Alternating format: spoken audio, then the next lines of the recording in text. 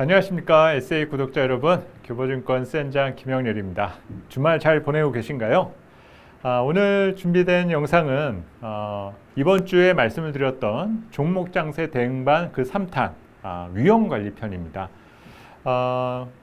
주말에 이렇게 또 여러분들을 만나 뵙게 되어서 반가운데요. 자, 교보증권 센장이 주말까지 저렇게 일을 하나 걱정을 하실 수도 있는데 걱정 안 하셔도 됩니다.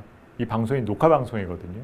그래서 너무 부담 갖지 않으시고 편안하게 주말을 보내시면서 지난 목요일과 금요일 사이에 전해드렸었던 내용은 성장주 투자 그리고 가치주 투자 등과 같은 공격하는 법을 여러분들에게 말씀을 드렸다라면 오늘 말씀을 드린 위험 관리에 대한 부분은 수비하는 방법을 여러분들에게 알려드리는 시간이라 보시면 될 것 같습니다.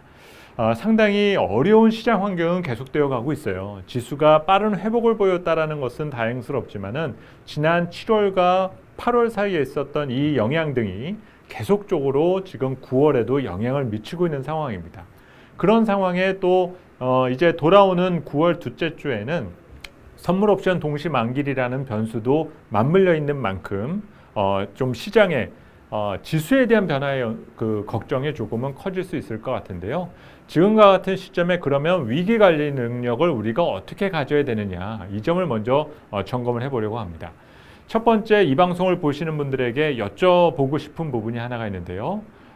나는 투자자인가 아니면 주주인가, 이거를 먼저 구분하는 것이 중요합니다. 왜 그것이 필요하냐면 내가 주주로서 활동하는지와 투자자로 활동하는지에 따라서 위험 관리 방법이 달라질 수밖에 없기 때문인 거죠. 그리고 사람들은 내가 주식을 사는 순간 나는 주주야 라고 생각할 수도 있는데 꼭 그렇게 볼 수 있을 만한 문제는 아니다라는 점부터 여러분들에게 말씀을 드리려고 합니다. 자, 그러면 자료 화면을 먼저 보시면서 설명을 드리도록 할게요. 주가라는 것이 어떻게 형성되느냐, 그거를 설명해 드리기 위해서 지금 다음의 차트를 보여드리고 있습니다.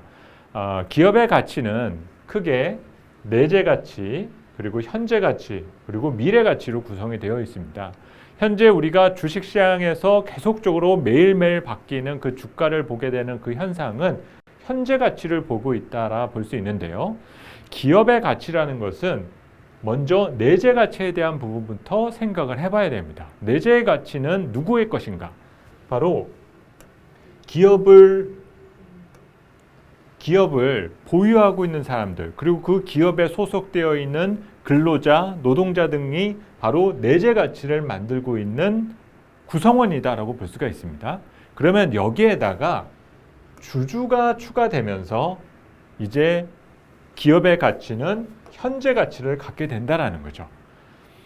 주주는 이 내재 가치를 발전시킬 것이다 라고 믿고 이 기업에 대해서 투자한 충성 주주들이라고 볼 수가 있습니다. 당연히 경영권에 참여할 권리를 갖고 있고 또 앞으로 기업이 올바른 방향을 향해 가지 않을 때는 경영진에게 그 상황에 대한 부분을 물을 수 있는 권리를 갖고 있는 것이 주주다고 우리가 말할 수가 있는 것이죠.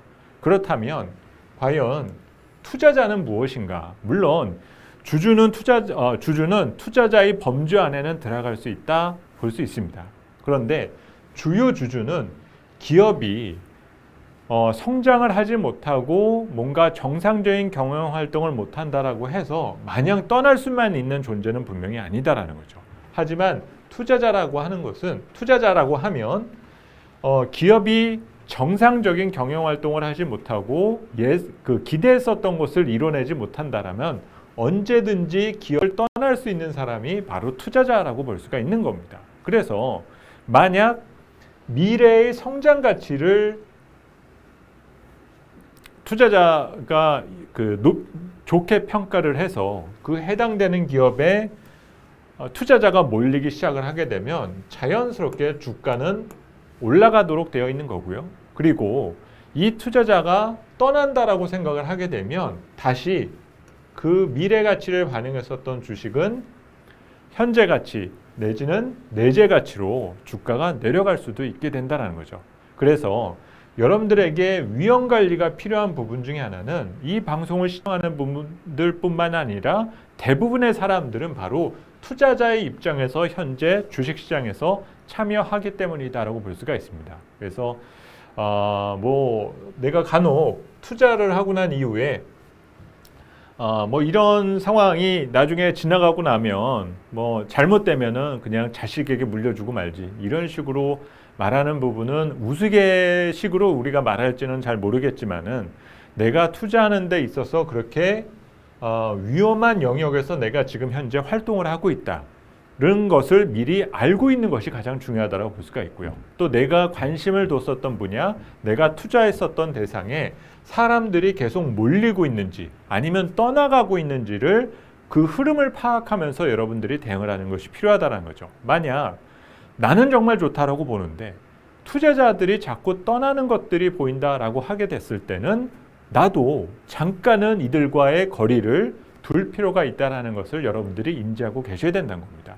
그래서 좋은 종목과 좋은 기업을 찾는 방식만큼 내가 나의 자본 그리고 내가 그동안 벌어들였었던 수익을 안전하게 지킬 수 있는 그리고 뭐 나는 수익이 난 적은 없지만 나의 손실 규모를 키우지 않고 축소시킬 수 있는 방법만 알고 있는다 하더라도 알고만 있게 되면 나는 그에 따라서 여러분 미래에 기회를 내가 확보할 수 있다라는 것을 여러분들에게 강조하고 싶은 부분입니다. 그래서 조금 전에 말씀드렸었던 그 내용에 대한 거를 이제 정리해서 말씀을 드리도록 하겠는데요.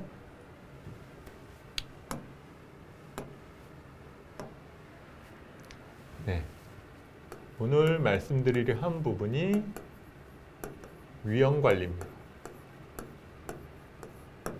자, 위험관리는 조금 전 말씀드렸었던 것처럼 지난 이틀 동안 공격과 관련된 부분을 말씀드렸었다면 위험관리라는 것은 수비에 대한 부분을 말씀드리는 거예요. 특히 종목 장세가 진행될 때 그 위험관리에 대한 기준을 여러분들이 갖고 계시는 것이 중요하고 저는 오늘 방송에서 그 세 가지를 여러분들에게 강조드려서 말씀을 드리고 싶은 부분입니다.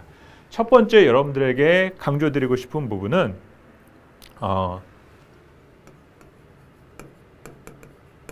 목표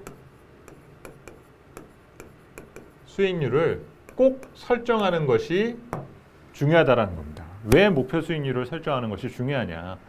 주가라는 것이 마치 생물과 같아서 계속 시시각각 변하죠. 그리고 내가 생각했던 시나리오와 투자의 결과가 일치되면 사실 그 희열과 기쁨을 어떻게 표현할 수가 없습니다. 그리고 막상 내가 원했던 그런 그 목표 수익과 목표가에 도달을 해버리게 되면 사람이라는 심리가 정말 간사한 것이 언제 내가 그랬냐는 듯이 다시 눈높이를 높이는 그런 선택을 하게 된다는 겁니다. 근데 문제는 그 상황에 대한 변화가 물론 그때는 나 스스로 재점검을 해야 될 부분 등이 분명히 있겠죠. 그래서 내가 놓친 부분이 뭐가 있었는가. 그래서 이 놓친 부분을 추가했었을 때 목표 수익률을 높여도 되는 것인가? 이거를 여러분들이 파악하는 것이 중요하고 만약 내가 인정하기 어려운 내용 아니면 내가 알고 있었던 내용을 가지고 그 내용이 목표가를 도달하는 데 도움을 준 부분 등이라고 하면 우선 수익은 목표 수익률에 도달을 했었을 때 수익을 챙기는 습관 이것이 가장 중요하다고 볼 수가 있어요.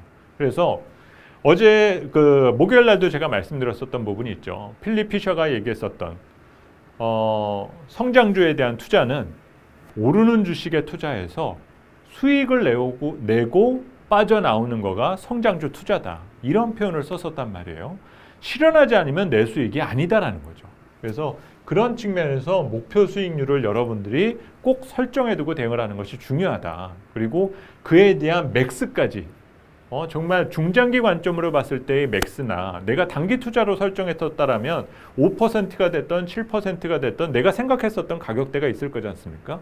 그리고 그거를 이뤄낸 다음에 그 방식을 그대로 반복만 하면 된다는 거죠. 그래서 목표 수익률에 대한 설정이 가장 중요하다는 점을 말씀을 드리고 싶고요. 자, 두 번째 여러분들에게 말씀드리고 싶은 부분은 많이 들으셨을 거예요. 손절.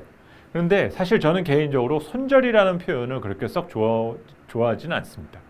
사실 손절이라고 그러면 그 끝에 절이라는 이 문구 때문에 뭔가 잘린다라는 느낌. 좀 섬뜩하지 않습니까? 그리고 벌써 이 이미지가 주식 투자라는 것들을 처음 배울 때부터 머릿속에 박히다 보니까는 용어에 대한 부분부터가 거부감을 갖게끔 만들게 된다는 거예요. 그래서 저는 개인적으로 여러분들에게 추천해 드리는 부분이 조금 완곡한 표현을 쓰자면은 손실 제한을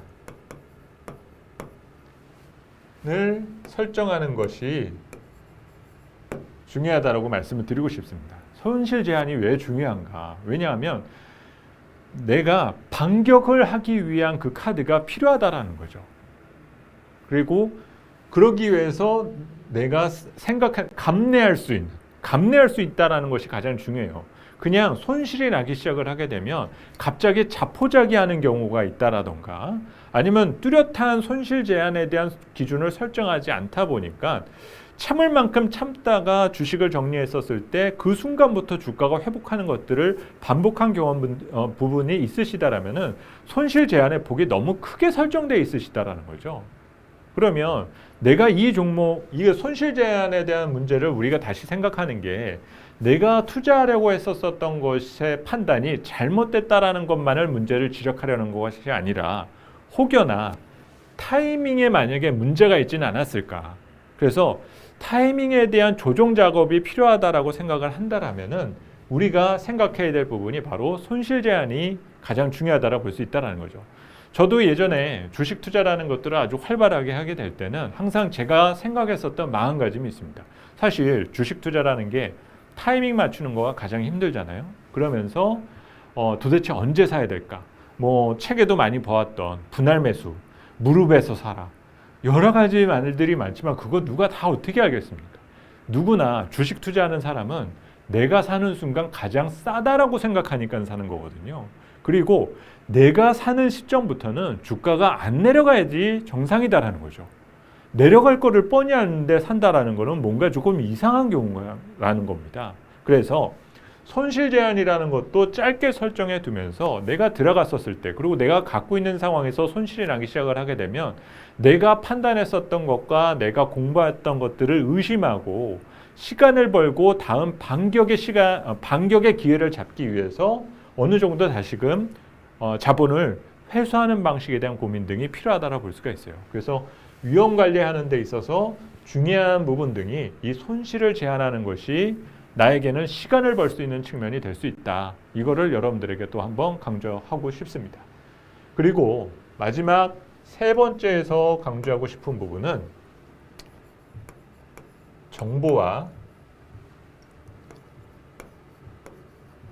루머를 서로 혼용하는 경우가 있는데 절대 같을 수가 없다라는 거죠. 여러분들은 종목 장세를 대응을 하면서 리포트도 보고 여러 유튜브 채널, 경제방송, 지인들의 추천, 여러 유통 경로를 통해서 정보를 여러분들이 습득을 하게 되어 있습니다. 그런데 상황에 따라서는 방송에서 본 정보를 가지고 내가 매매를 해놓고 이 정보에 대한 검증에 대한 시간이 상당히 짧은 부분도 생각 안 할 뿐더러 저조차도 제기에 들어올 정도의 소스라면은 정말 많은 사람들이 이미 알고 있겠구나라는 마음가짐을 갖고 있거든요. 그런데 이제 막 주식 투자를 이제 시작하시는 분들이 어딘가에서 돌아다니는 그런 루머를 보고 난 이후에 이거를 마치 정보다라고 생각하시는 경우들이 많다라는 거죠. 그런 상황이 바로 위험 관리를 더욱더 위험하게 만드는 상황이다라고 볼 수가 있습니다. 우리는 위험 관리를 위해서 중점적으로 생각을 해야 되는 것이 정보를 추적하는 것이 중요하다라는 거죠. 그리고 내가 투자를 했었을 때 위험 관리를 할 수 있으려면은 정보를 추적해서 추적한 정보에 대한 판단을 내릴 수가 있어야 된다는 겁니다. 여기서 말하는 정보라는 것은 실적도 거기에 정보에 포함되는 걸 것이고요. 그리고 만약 가격에 영향을 주었었던 그 변수 등이 계속적으로 체크가 될 거잖아요. 임상을 한다라고 했으면 임상 스케줄이라든지 다음 일정이나 이런 것들이 나와야 될 거고 그것이 때가 돼서 나오지 않는다라면 그거는 실제적으로 정보가 아니라 루머였을 가능성이 상당히 커진다는 얘기입니다. 그래서 위험 관리를 위해서는 내가 투자 판단하는데 영향을 받아왔었던 그 소스가 정보였느냐 루머였느냐를 구분짓는 것들이 중요하고, 만약 루머 쪽에 가까웠다라고 생각을 한다라면은 손실 제한도 타이트하게, 목표 수익도 타이트하게 가져가는 것이 중요하다고 볼 수가 있어요.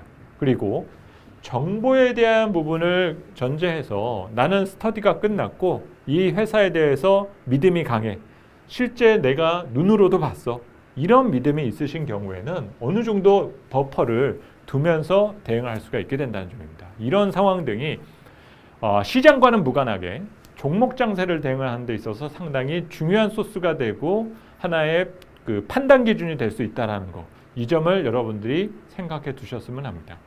자, 오늘 그 종목 장세 대응반 그 3탄으로 위험 관리에 대한 부분 여러분들에게 점검을 해드렸는데요.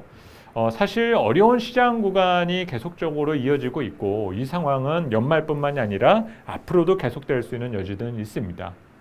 연초에 제가 방송에서 많이 말씀을 드렸었던 부분이, 자전거를 타고 가다 지난 1년 동안에는 보조바퀴를 밟고 그동안에 다녀왔었는데, 보조바퀴를 떼고 달리면 당연히 넘어질까봐 위험하다라고 생각하는 것은 당연하죠. 근데 여기서 무섭다고 도망을 쳐버리면 평생 자전거를 운전할 수 있는 그 기회를 박탈당한다는 겁니다. 지금 조금 다칠지 모르더라도 여기서 잘 참고 견뎌서 내가 운전할 수 있는 그 밸런스를 찾을 수 있게 된다면 언젠가는 두 손 놓고도 달릴 수가 있게 된다는 거예요. 그러기 위해서 이번 주 대응반에서 말씀을 드렸었던 성장주 투자, 가치주 투자, 그리고 이렇게 공격하는 방법 말고 수비하는 방법, 위험 관리에 대한 부분 등을 여러분들이 습득하시면서 이것이 본능적으로 나오게끔, 본능적으로 나오게끔 익숙해지는 그 과정에 여러분이 서 있다는 점 등을 기억해 주셨으면 좋겠습니다. 자, 주말에 처음 만나뵌 시간입니다. 다음 주 이제 월요일부터 다시 개장 전 시황으로 여러분들에게 말씀을 드리도록 하겠고요. 이런 내용들은 저장해 두셨다가 조금 시장에 공포스럽다거나 내가 조금 뭔가 안 맞는 시기가 오게 되었을 때 한번 복귀해 보시면서 스스로의 다짐을 되잡아 보는 그런 기회가 되었으면 좋겠습니다. 자, 그러면 이상 SA 주말 방송 내용 정리하도록 하겠습니다. 감사합니다.